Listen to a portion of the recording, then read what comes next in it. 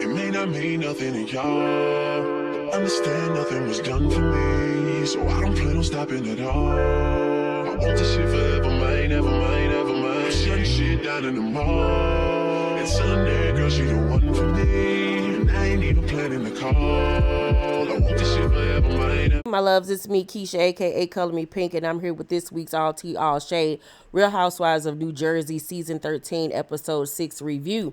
I drop videos Monday through Sunday. Everything that I say is for entertainment purposes only and not to be taken seriously, meaning my jokes. So if that works for you, then let's get into tonight's review. The episode starts off with Danielle at home with her family, and she is planning her sassy daughter Valentina's birthday party. And Valentina lets her and her daddy know, her mama and her daddy know, that she has invited her two boyfriends to her party. Like, it's up and it's stuck. That little girl is so cute and so funny and so grown, but in a cute way. I love her daughter. So Danielle is hoping that Rachel and Botched, aka Jennifer Aydin, don't get into it at her baby's party, because she ain't got time for it. Like, this is her moment to shine. You can tell, like, this is like her event, like one of the events maybe that she'll throw this season that she's like putting money into, and she wants it to go off without a hitch. We then go to Rachel's house, and she and her family are at their shore house, and her mom and dad and grandmother and brother and sister-in-law all come down, and we learn that she has a very close relationship with her family, especially her brother. They're extremely close. Grandma is a hoot. Grandma is hilariously funny. I'm living for Granny. She is a life, honey. So we also learned that her husband, John, has sole custody of his son. And she says in her confessional that his mom has some like issues that she has to sort out and deal with. So I don't know if the mama end up coming out saying anything, disputing, why she doesn't have custody of her child, or the mama might not say nothing and just stay in the dark. Who knows? But when folks join reality shows, people come up out the woodwork, child. So they're sitting down having dinner, and she tells her family how Botched called, her nose botched, and that she had a, messed up nose job and was in her face calling her an idiot. And her grandma was like, don't you ever use that word in front of me again. And her mama, the grandmother's daughter, was like, what, idiot? And the granny was like, no, guinea. They was like, no, we said idiot, not guinea. The guinea is a racial slur used against Italian people. And Granny was like, oh, I thought you said guinea. I got to get my hearing aid fixed.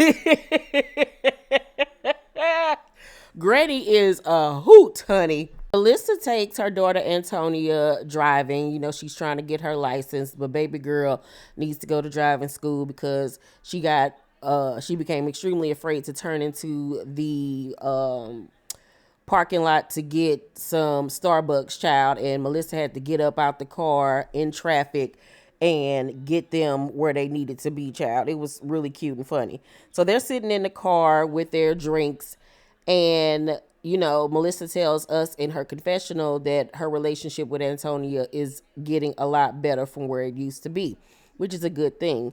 So Melissa also says to Antonia, she was like, I want you to know that whatever goes on between your daddy and Zia Teresa has nothing to do with you. And I never want you to hold a grudge against her if you see daddy upset. And so, Antonia was like, okay. And Melissa was like, you talk to your cousins all the time still, don't you? And she was like, yeah, we don't get involved in you guys' stuff, which is good. I'm happy that she still has a relationship with her cousins and that they don't let what's going on between their parents affect their relationships.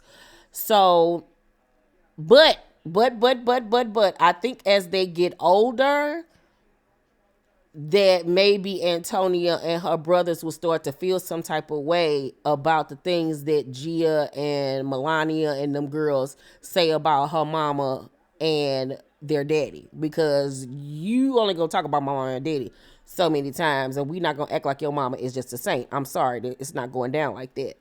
So Melissa in her confessional says, trust me, I wish they'd be like, mommy, mommy, mommy, my mom's the best. You suck, because that's what I get. But I don't do that to my children. And to be honest with you, that's the truth from what we've seen throughout the years. You know, especially them two oldest, well, Melania and Gia, they stay saying negative stuff about their uncle and auntie, which is so inappropriate, and Teresa shouldn't have been allowing that to go down. You've never seen the Gorga children say anything negative about their aunt or when their uncle Joe when they were married. So I gotta, agree with Melissa on that one. Teresa goes to a bridal store with Gia and Melania, her two besties, to design her veil because she wants a veil with, a special encryption on it and everything. And she sits down and talks to the girls, and Teresa was like, did Melissa talk to you guys the other day at the party? And Gia was like, I just kind of said hi and bye. Once again, showing that, yeah, y'all was dry towards her. She tried to have a conversation with y'all, and y'all was just standing there being dry and standoffish with her. So it's just like the lady can't win for losing. You know what I'm saying? And in this scene, you see that Gia admits, like, I just kind of was like high and by, like, you didn't even try. You know what I'm saying? So I, once again, got to state that people need to stop blaming Melissa. The issue is Joe and Teresa. So one of the producers in the confessional asked Gia, when was the last time you felt like a united family? She responds, it was right before Louis. That summer we were at their shore house all the time and we were having so much fun. And then I don't know what changed. Once again, giving us proof that there was a relationship there. They were close with, Joe and Melissa. They were there for them. So all of that talk with Teresa acting like they weren't there for them, they aren't that close, is a crock of BS. It just came out of Gia's mouth. Y'all was kicking it with them tough. I remember, I follow all of them. They were together all the time, having events with each other, holidays, and all of that type of stuff. So for all of a sudden now, for them to claim that Joe and Melissa weren't there for them is bull. It's really bull. And then here go Melania, grown self, Thomas. If he doesn't come to your wedding, it's a wrap. I'm never speaking to him again. Okay, little box-shaped head girl. Don't nobody care. Nobody cares. That's y'all problem. Stay out of grown folks' business. Your mama is not an angel. Your mama has played a part in this. It's both of their faults. Ugh. That's why you look like your daddy now. So, surprisingly, Melissa and Botched have lunched with each other for the first time in 5 years since Jen has been on the show. And Melissa asks her, how are you and Bill? And Botched was like, it's not even about the infidelity anymore that we argue about. We argue more about the kids. It's almost like he's my boss and I'm in charge of taking care of his kids. And when I'm not doing a good job, it's my fault. So when I called Jen Fessler to talk to her about her expertise in marriage counseling, and then in that conversation, we got on to Margaret, she always has an issue with me. And I'm like, girl, you up here talking about somebody always got an issue with you when you go back to your first season on the show, you started with that woman. You kept on coming at that woman about the fact that she and her current dude cheated with each other. And that's how they got together. You kept on coming at that woman. That lady did not come for you. You started all of this 5 years ago.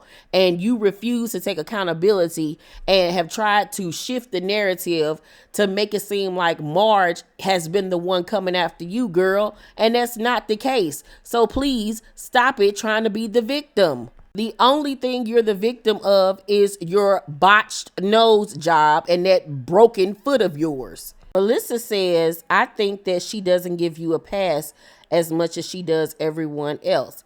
And I was shocked that Melissa said that, because considering everything that Jen has said about her and done to her, I wouldn't give her no pass neither. Like, what? But all right. So Botch was like, don't preach that you're evolved. Meanwhile, you've gone through friends like water. You've been friends with her for how long? And how many friends has she gone through?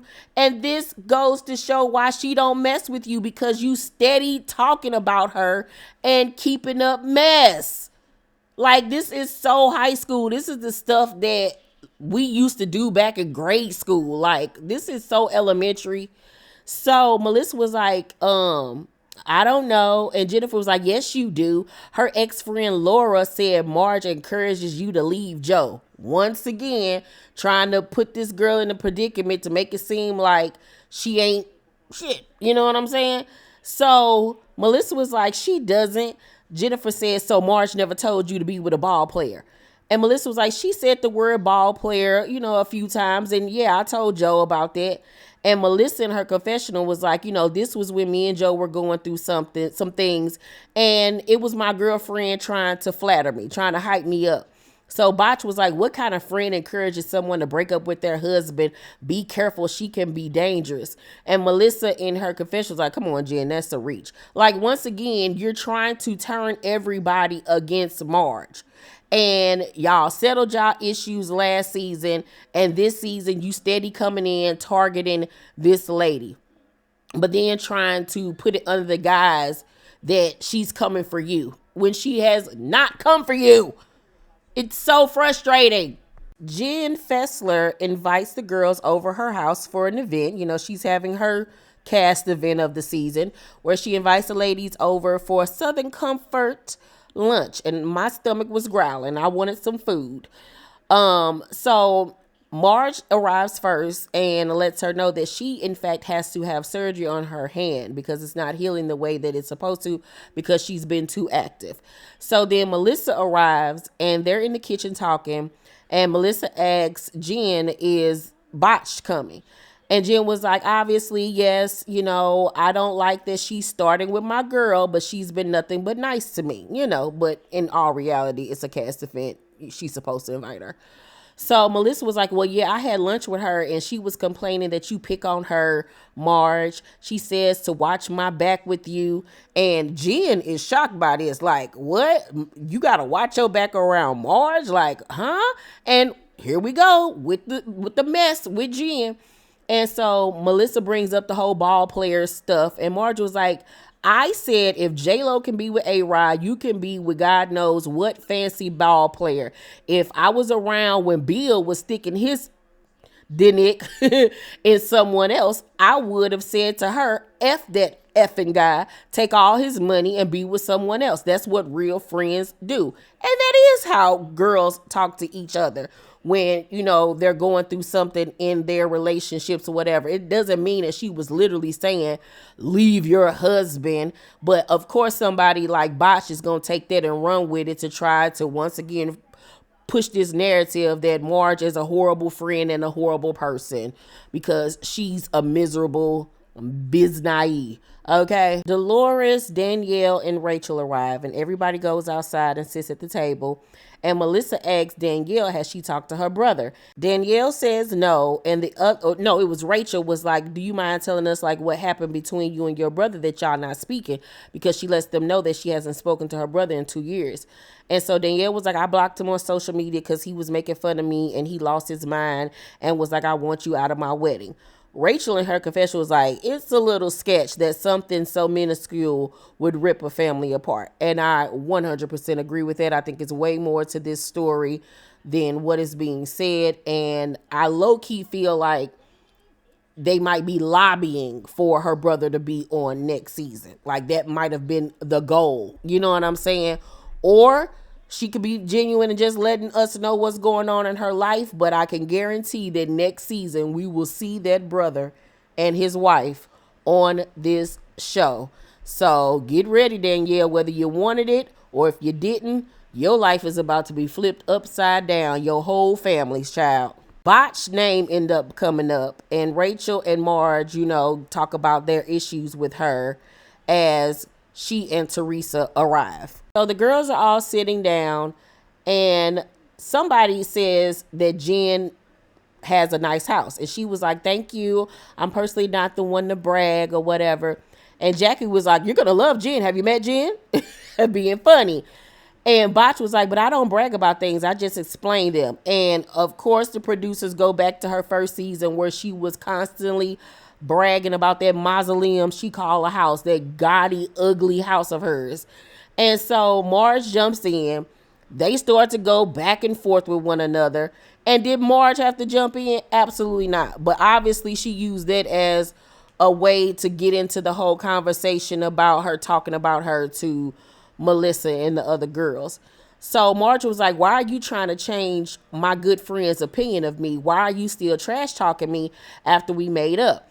And Botch says, I could talk about whatever I want. Marge was like, you don't have a genuine friendship with anyone but Teresa. Danielle was like, well, I have a new friendship with you, but I have to say you have called me and gave me your history, which is a natural thing to do. And Marge was like, is it? Did I call you and give you my history on my relationship with the girls? That's not a natural thing to do. That's childish. That's some little girl stuff. That's stuff that we did in high school and junior high and elementary, where you call somebody and start talking about one situation and then slip on in there about how you don't like such and such and try to get them to talk about their person or sway their opinion of their person. It's so elementary. That's not what normal grown women do. They let you find out about that person for yourself, whether it's good or bad. They don't try to sway you or talk bad to you about somebody. Like Jen is so obvious with her antics. So Jen was like, but if you're talking badly about someone, you're trash talking them. She hadn't said one bad thing about you. Botch says, but I didn't do anything bad to her. She did it to me. Once again, trying to act like she the victim. So they arguing back and forth about what happened last year. And Marge was like, you don't have any friends, you stupid effing a-hole. And Botch was like, I have a family, which is something you've never effing know what it's like. And Marge was like, I'll tell you what you don't know. I effing have a effing good marriage, you stupid bee.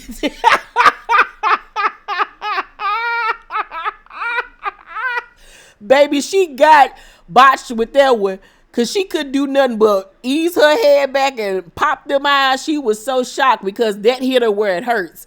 When she says that stuff about Marge not having a relationship with her family or whatever, I don't think that really bothers Marge like that anymore.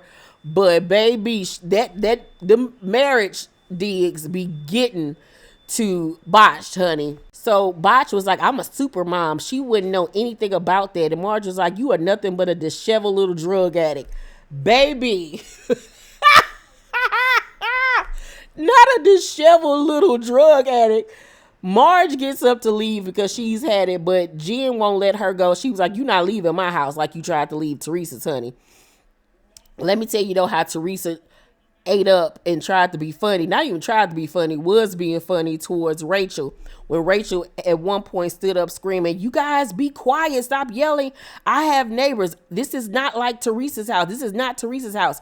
I have neighbors. And Teresa's like, oh yeah, because I have like 7 acres. How many acres do you have?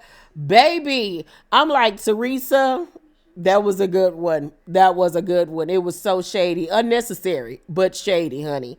So she won't let Marge leave. Marge goes back and sit down.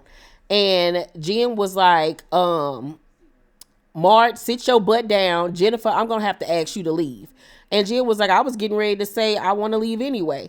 And Teresa was like, I'm leaving too. So they both get up and leave together because, they're Ren and Stimpy, child. And it seemed like they probably had a better time without them two being there anyway. It's the day of Valentina's birthday party, and it is so cute and just an explosion of hot pink, which is my favorite thing. It's a Barbie-themed party, and the little girl was just so excited and so happy. But baby, her mama Danielle was even more excited than she was. You would have thought it was her birthday party, which was so cute. So Botched arrives and goes over to speak to Rachel like it's all good. So hi. I'm like, the fakeness of it all, child. But Rachel had told Danielle earlier that, even though she didn't like the way Botch was talking to her, she is willing to start anew. So Botch was like, everything I say gets spun around. Like with you, you wanna just have a talk. And Rachel was like, I don't appreciate you screaming in my face calling me an idiot. And Botch was like, I react off of people's actions. You perceived it as me talking mess about Dolores, but I was giving you history. Dolores did something really effed up to me, and I'm not saying something negative. The facts are negative.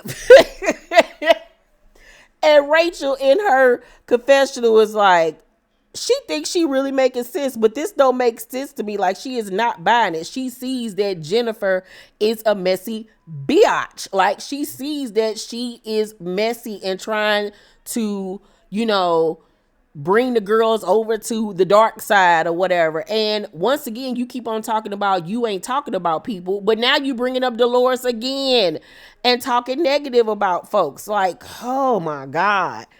So Rachel even tells her, I'm not talking about this. This ain't got nothing to do with me. You need to talk to them about that.